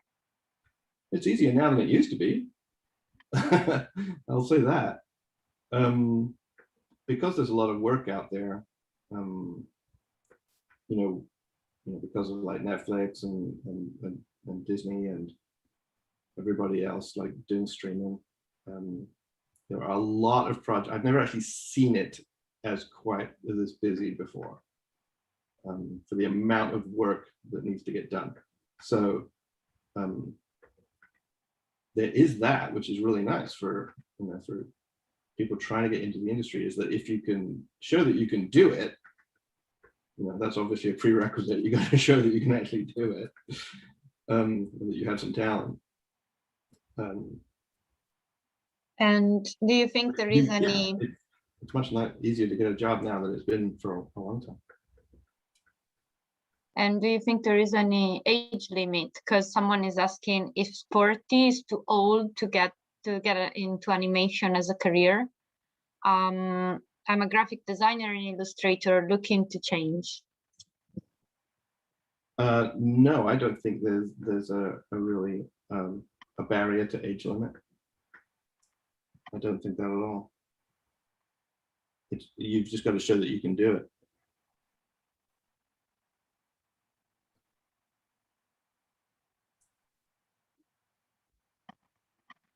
All right. I got 20 minutes. Oh my God, I got 20 minutes. Yeah, that's Okay. if you want, I can stop asking questions. No, it's okay. It's okay. I don't want you to get distracted.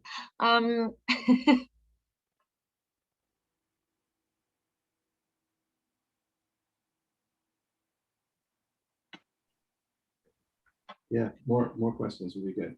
Okay, so let's see.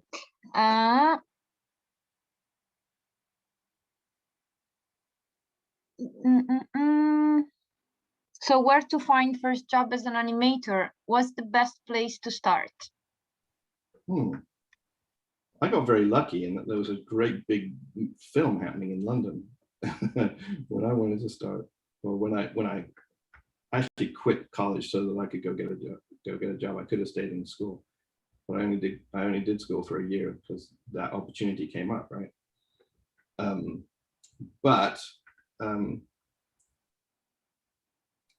You should probably be prepared to travel if you want to like get into the industry. So obviously there's a lot of stuff in France, there's a lot of stuff in there's some stuff in Spain, and there's some stuff in the UK as well. But the stuff in the UK is mostly centered around either sort of game animation, visual effects, or at least in the feature film world, a lot of it, as you know, is CG, like companies like DNEG or places like that. But probably the best place to start is like a studio that's doing a television show, you know, like Brown Bag or somewhere like that. Okay. And MPC are starting up a new TV division right now. MPC Episodic, they're calling it. Yep. And they are actively recruiting animators at the moment. There you go. And Blue Zoo are expanding as well. So there's a lot going on in the UK right now. I told you, there's a lot of work happening. Yeah, it's a busy time.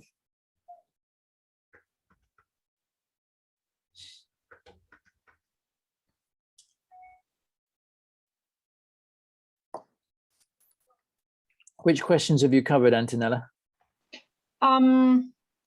Well, 48 so far. You can see them in answer. Guys, please drop your question in the Q&A because it's just make our life easier. If you still have questions, there are still open 30. Oh, I see. So if I go to the open, okay. You want to take it from here? Yeah. Sure. Why not? It's all right. Okay. Sorry, I have to put my kids to bed. So Melissa asks, hello, James. I wonder what books on animation have been your greatest companions and most helpful? So this is probably an easy one. Yeah, didn't we went over this, right? Oh, you've done that one. Okay. Well, it was definitely the Illusion of Life was like my first like entry into like learning from books. That was the one I kind of saved up for, and you know, went into London and went to go buy it. Yeah. You know. Yeah, the Illusion of Life. Although it's easy to get lost in all the sort of stories. Yeah. What's the big bookshop on Charing Cross Road? What's it? Bookshop? Still have bookshops. Oh yeah, I know. Maybe it doesn't exist anymore. I don't know. There certainly used to be lots. Yeah. Ben Kerner asks, do you have advice for animating 2 or more characters interacting in the same shot? Yeah, remember that the audience can only look at one of them at a time. Yes. You can only look at one thing at a time. So, you know, a great example of how to control this would be like looking at Shere Khan and Kaa the snake talking to each other in the Jungle Book. it's sort of a masterclass at like how to control that tennis match between two characters where one is not moving very much while the other one is doing their thing, and vice versa, so that you are leading the audience's eye around the screen. Now, obviously, there's going to be moments where you do two characters together who are both very active, like they're fighting or they're dancing or stuff like that. In which sense they're almost like one character. It's sort of a, but when they're just talking to each other and you want to see their expressions change and you want to see their attitudes, you have to learn how to calm down the person that's not speaking, or calm down the person that's the character that you don't want the audience to look at. Really, that's the trick to it. Yes, I'd say that's one of the most common mistakes people make when they first animate a two-shot, is have both characters performing at the same time. Right. Exactly. And, as you say, you can't look, the audience can't look in two places at once. Right. I'm going to just cram in a few drawings in here. And then we'll press play at the end of the thing. Do we have like a hard out where like everyone has to suddenly disappear? If I went a couple of minutes over, is that all right? I don't know. It's an Antonella question. Well, it's being recorded, right? I mean, actually, Antonella is the one I should really ask.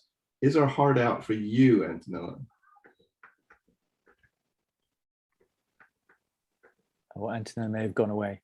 No, I'm here. Sorry, but I cannot. As far as I know, we don't want, we want to release you as well. We don't want. Well, see, here's the thing. I don't have a meeting after this, so I can keep going. But I just want to know, like, if people are going to start turning into pumpkins or whatever. Well, let's aim to be finished at we shall aim, and then if we run over a minute or two, that'd be fine. Here's an interesting question from Natalia, who asks if there is a daily quota for animators at your studio. No, that's not consistent, because we're making so many different things at so many different budget points that there is no one animation quota. But like I said before, it's pretty common on like the really high budget features for it's usually a weekly quota than a daily quota. Yeah. So on the really high budget features, there'll be like 3 seconds a week, something like that. And then a lot more on the lower budget TV shows. Yeah, it's probably, I think Blue Zoo is something like 30 seconds a week, about 10 times. That's ridiculous. You can basically do a few poses and like transition between them and some moving mouths, and you're done. Yeah, there was a really interesting demonstration by one of the Blue Zoo guys at Turin a year or two ago. He demonstrated, maybe I think it was at the Visual Effects Festival, but he showed how he did the overlapping action at the same time as blocking out the poses. Right. Because there wasn't time to do an overlap pass. Right. You had to do it all at the same time, which I didn't understand how he did it. I wouldn't be able to do that. That is a lot. That's a lot of thinking ahead, right there. It is a lot of thinking ahead. Yeah. But yeah, Natalia, it's sort of 3 to 5 seconds on a feature, on a high-end feature, and then like 30 seconds on a TV series. I gotta say, I don't agree with it. I mean, I it's true, but I don't agree with that. It's that I think that's too much for anyone to do anything like meaningful. Anyway. Here's an interesting question from Jenna Whitnell. How much do the voice actors and the musical scores influence the animation of the characters in a film?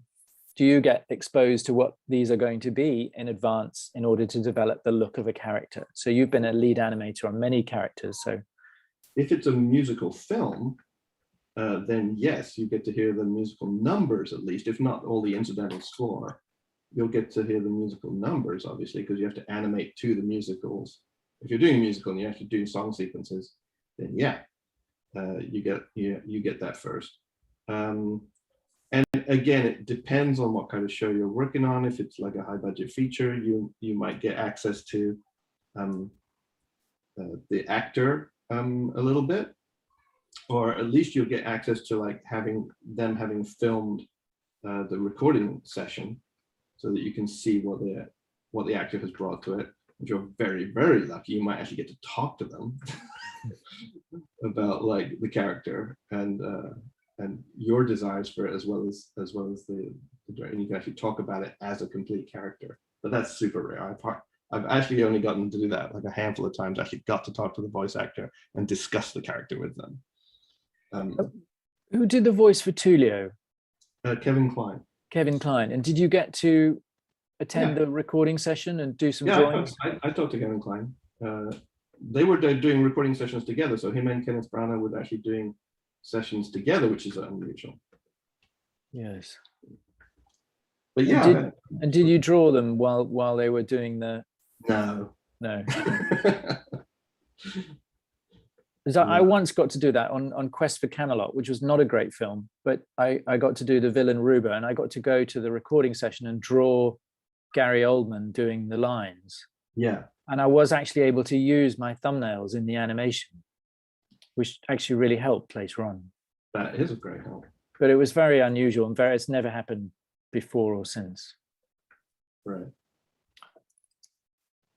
Yeah, to varying degrees. And then on a TV show, no, not really at all. No. No.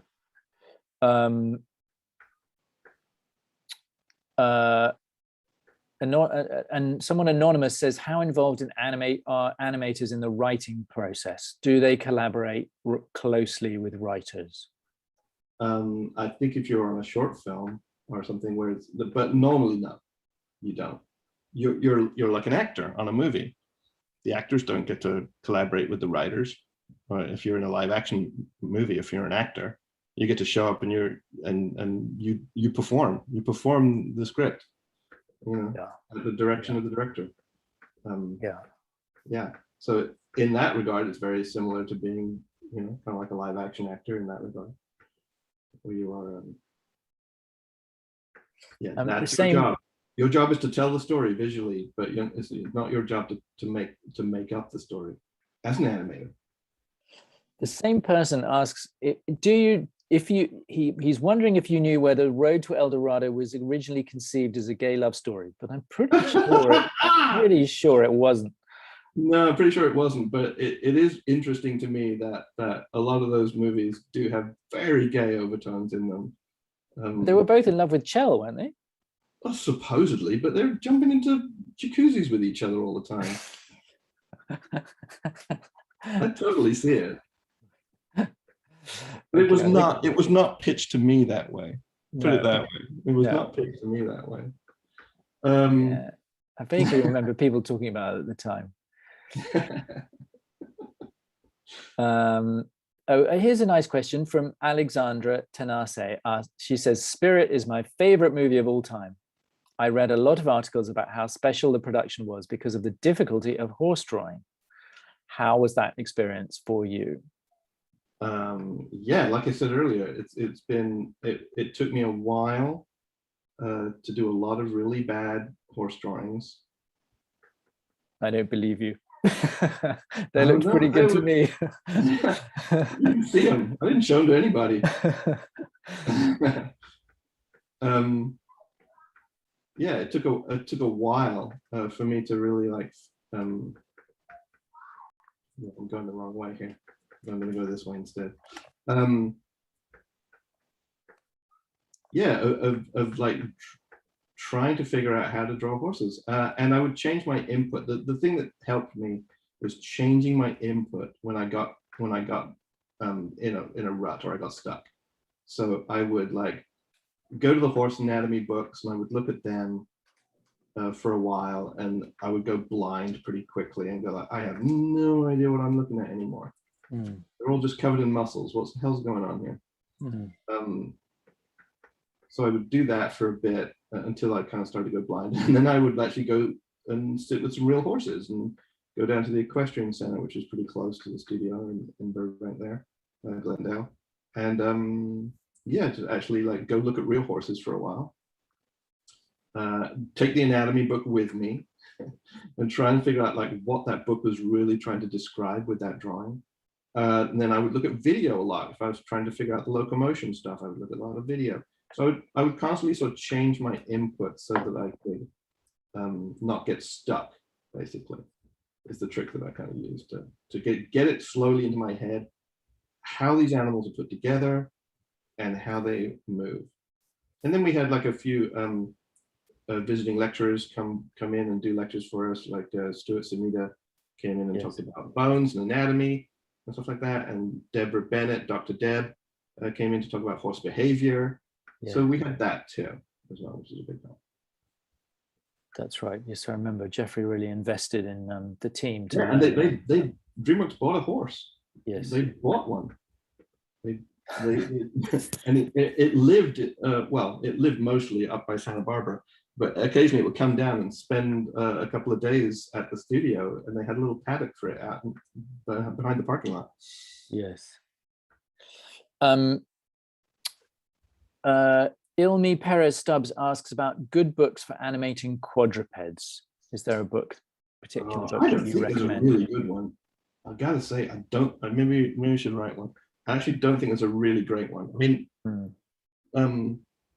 Animator Survival Kit has a little part about it, animating quadrupeds in it, but it doesn't go into the sort of detail that you really need if you're going to do everything about quadrupeds, like learning how to change gait, learning how to changing lead, all the things that quadrupeds do when they move around. It kind of covers some basic cycle stuff. Yeah, it's tough, isn't it? I mean, I actually use there's stuff from Spirit when I'm teaching quadruped locomotion, particularly obviously horses. I still use those. Right. Still refer to those materials. Yeah. And the stuff I kept from Lion King. Yeah. Do you want me to do a quadruped lecture for you? That'd be great. I've got a lot of stuff. We'd love it. Yeah. You want to learn how to animate? I've got like particularly transitions. I always find transitions. Oh yeah, they're fun. They are fun. For me, it's always about getting into and out of a trot. It's not about going faster or slower. Yeah. My rule of thumb is like getting into a trot, back legs do their thing first. Yeah. Out of a trot, front legs do their thing first. Yeah. But yeah, that's kind of like. But yeah, that's there isn't, as far as I know. I mean, obviously there's My Bridge, but it's pretty old stuff. Yeah, My Bridge is fine, but you have to realize that those are not taken with a film camera, so that they are going to be. They're really amazing for seeing like where the different parts of the body are at different times, but they're not accurate in terms of like being at a 24th of a second. Here's a nice question from Rebecca Lee. She asks, how much creative freedom do you find you have in animating when you're working for a company? Do you still feel like you can inject yourself and your own creativity into the work? Yeah, sure. To varying degrees. Yeah, like depending on what you want. I will actually go back to that question a little bit, like how much do you like have control over the writing? If you want to be a story artist, you've got a lot more control over what happens than if you're an animator. So if you want to do that, go be a story artist. Yes, yes. No, I agree. And someone else actually asks, Jonathan Gentle asks, what advice would you give to someone who wants to write for animation? Which, of course, that's a completely different job, really. I think just keep it in mind how visual a medium animation can be, and that animation covers all sorts of things, right? You can do things in animation that you can do in live action, no problem. I mean, Miyazaki's movies could be made in live action, technically, but they wouldn't feel the same. They wouldn't feel that way. And then there are things which are really kind of like, oh, you can only really animate this. I think, stuff like Tom and Jerry or whatever, if you actually put a live action cat and a live action mouse, that's not going to work.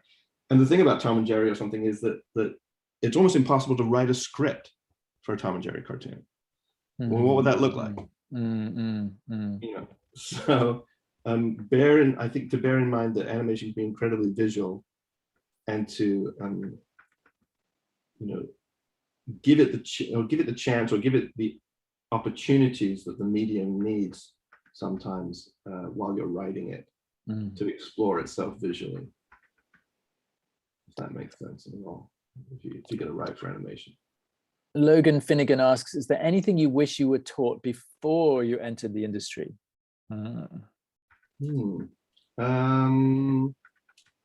There's things I learned along the way for sure about just trying to be collaborative. Yeah. And realizing this is a team, this has to be a team sport. Yeah. You know, there's no way to make an animated project of any complexity by yourself.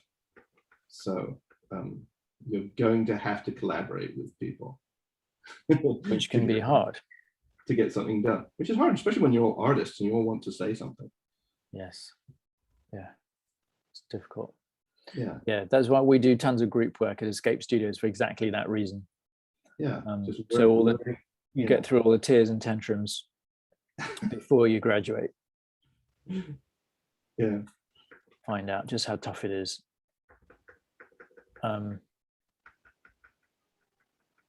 Let's see. It's gone 8 o'clock.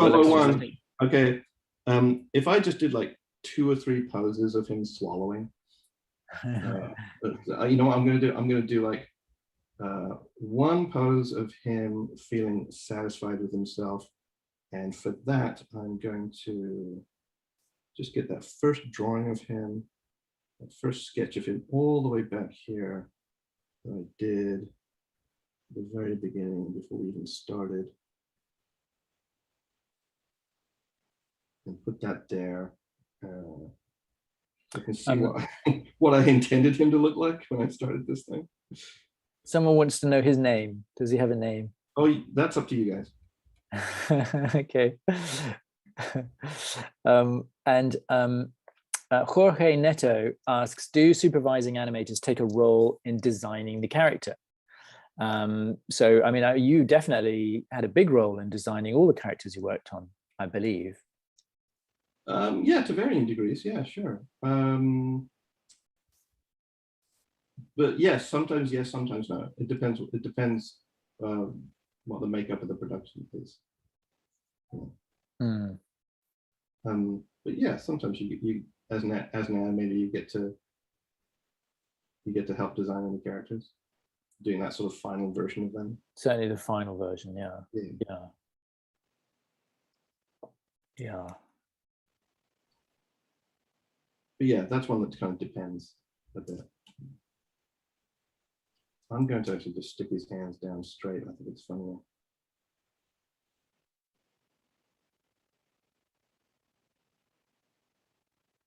Lisa Galtier asks, she's a screenwriter who'd like to write for animation. As an animator, what makes a script good or bad to animate? I guess in a way you've already tackled this. A little bit, but yeah, it's giving the animators opportunities to do things which are visual. Yeah, not just talking heads, right? Yeah. I mean, there are shows which are animated, which are largely talking heads, but they are, you know, they're like that, and they rely on that in their writing, or in their presentation. They just rely on that fact that they are talking heads, and they operate. Particularly TV, right? Yeah, particularly some TV stuff. You know, like something like BoJack Horseman or something. It's a very writer-driven show. And there's absolutely nothing wrong with that at all.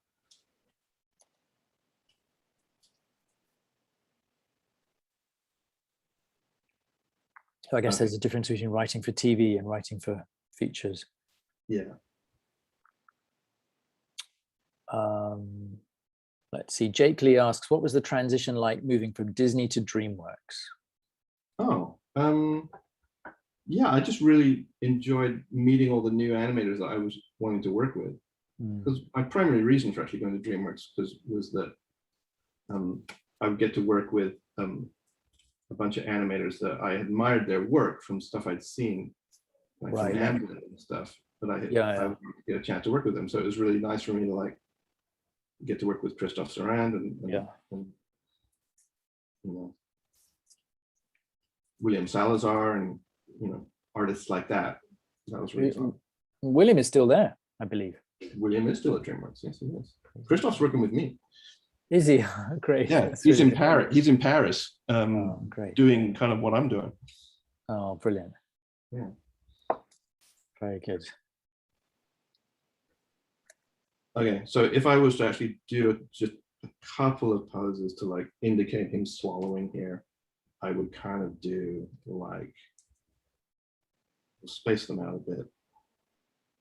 So I would do like a nice big anticipation of him like getting nice and squishy and close his eyes and get his cheeks really bulgy. That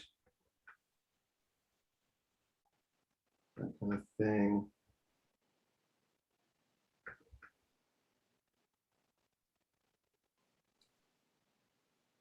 And then I would do one where he's like super up here and extended. And like you can really see like the thing going down his throat. And he does a big gulp. And you get to see his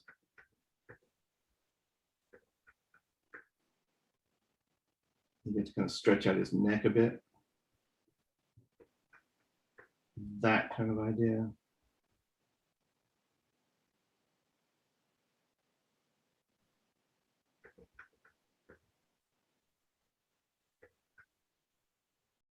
Get this kind of idea into his pose. Get his arms really far down, so stretched out like that. Super scribbly, gulp, and then he would like go into this final pose. So let's do that one for like frames, 12 frames. Then he would go into this last one.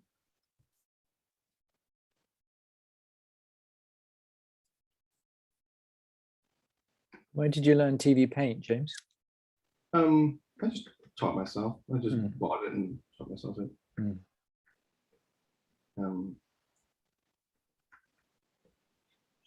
Yeah, like I said, I like it. It's pretty intuitive. Yeah. Yeah. If you've done like Photoshop or anything, or so all these programs are pretty much just variations on a theme. And Anonymous asks what it was like running your own studio, and would you do it again? Right. Would I do it again? Well, I guess it's not out of the question. I hadn't thought about doing it again.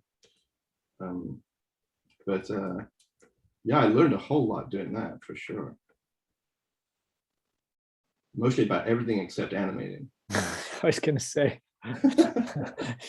learned a lot about employing artists, I'm sure. Yeah, exactly. Yeah, I learned about how to do that part of it.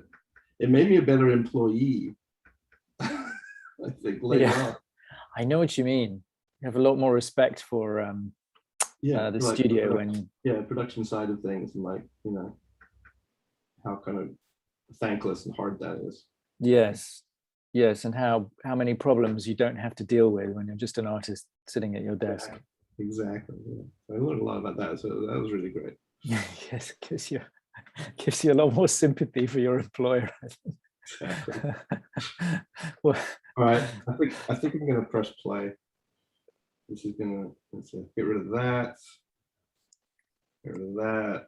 Let's actually just frame through it one more time to see how it's going. It comes in, it goes, chom, pick it up. Oh, I'm gonna get rid of that. Right on that frame right there. Let's get rid of the sandwich.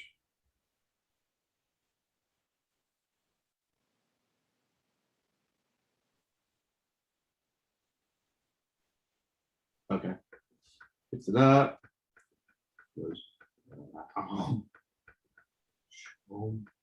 chews it a couple of times, and then swallows.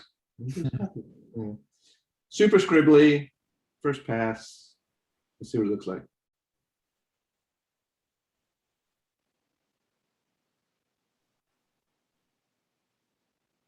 fabulous. Reminds me of that shot in Over the Hedge when the tortoise eats the, I don't know who did that one. you know, when he eats the something chewy and says that was very satisfying. I think it's tree bark or something. Oh yeah. I can't remember who did that one. It's a nice shot, nice scene.